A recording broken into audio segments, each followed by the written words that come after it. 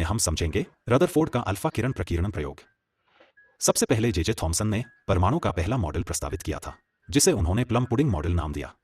लेकिन इस मॉडल की कुछ सीमाएं थीं, जिसके कारण यह परमाणु की संरचना को सही तरह से समझा नहीं सका। इसके बाद अर्नेस्ट रदरफोर्ड, जो एक ब्रिटिश वैज्ञानिक थे, वे जे थॉमसन के दिए गए मॉडल से सहमत नहीं हुए। उन्होंने एक प्रयोग किया जिसे अल्फा किरण प्रकीर्णन प्रयोग कहा गया। इस प्रयोग की सहायता से उन्होंने परमाणु की संरचना को समझाया। आइए अब इस प्रयोग को विस्तार से समझते हैं। एनिमेशन में देखा जा सकता है कि एक रेडियोधर्मी स्रोत को शीशे के पात्र में रखा गया है। इस स्रोत से अल्फा कण निकलते हैं। एक अल्फा कण हीलियम नाभिक के बराबर होता है, जिसमें 2 प्रोटॉन और 2 न्यूट्रॉन होते हैं। अर्थात एक अल्फा कण में 4 इकाई द्रव्यमान और 2 इकाई धन आवेश होता है। रेडियोधर्मी स्रोत के आगे एक पतली स्वर्ण पत्ती रखी गई है, जिसकी मोटाई लगभग 210 नैनोमीटर है।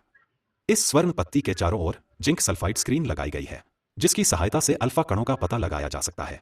स्रोत और स्वर्ण पत्ती के बीच एक शीशे की तख्ती रखी गई है, जिससे अल्फा किरणें सीधी और संकुचित रूप में फेंकी जा सकें। जब अल्फा किरणें शीशे की तख्ती से निकलकर स्वर्ण पत्ती पर गिरती हैं, तो अधिकांश कण बिना किसी विक्षेप के निकल जाते हैं। कुछ कण छोटे कोणों पर मुड़ जाते हैं और बहुत कम कण पीछे की दिशा में उछलकर लौट आते हैं। जिंक सल्फाइड स्क्रीन पर जब कोई अल्फा कण गिरता है, तो वहां एक चमक दिखाई देती है, जिससे कण की स्थिति का पता चलता है। रदरफोर्ड के अवलोकन। पहला, अधिकांश अल्फा कण बिना विक्षेप के सीधे निकल गए। दूसरा, कुछ अल्फा कण बहुत छोटे कोणों पर मुड़ गए। तीसरा, लगभग हर 12,000 कणों में से एक कण 180 डिग्री पर उछलकर वापस लौट आया।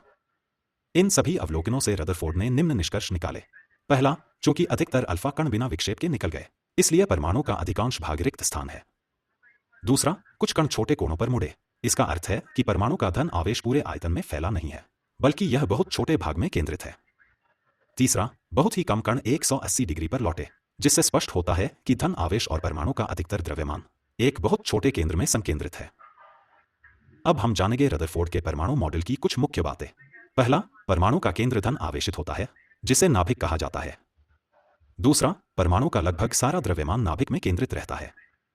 तीसरा, इलेक्ट्रॉन नाभिक के चारों ओर वृत्ताकार पथों में घूमते हैं। चौथा, नाभिक का आकार परमाणु की तुलना में अत्यंत छोटा होता है। इस वीडियो में